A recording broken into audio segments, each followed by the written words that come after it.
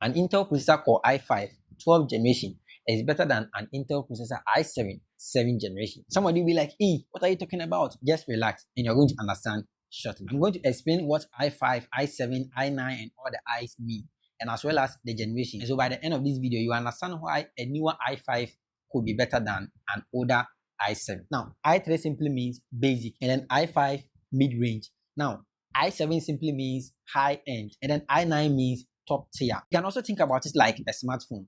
You can see, so the i3 is like the budget smartphone, the i5 is like the mid-range smartphone, and then the i7 is like the flagship smartphone, and then the i9 is flagship like the Ultra, the Pro Max, and all these. So that is what these i's simply mean. So as you can see, every year we have a budget phone, every year we have a mid-range phone, every year we have a flagship phone, every year we have a flagship like the Pro Max and then the Ultra.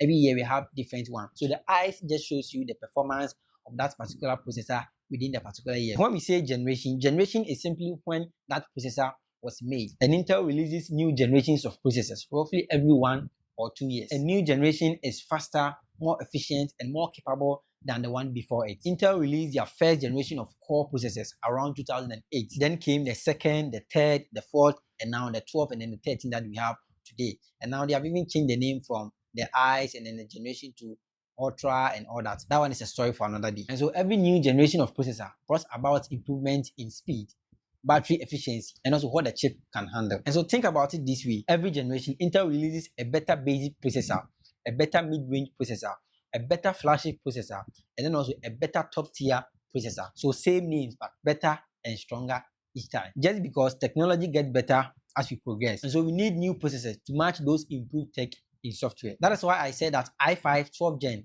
is better than i7 7th gen. The i7 7th gen was released around 2016-2017. Whereas the i5 12th gen was released around late 2021. That is roughly 5 years improvement gap between them. So in those 5 years, Intel made a better processor after every year, after every year, after every year, after every year, 5 years. So those 5 years of improvement is massive. And so even though the i7 sounds like a stronger or a better one, but it is running on a technology that is 5 years older than the 12th gen. Think of it like this: a newly released mid-range phone in 2026 will outperform a flagship released in 2020 or 2021 in most things.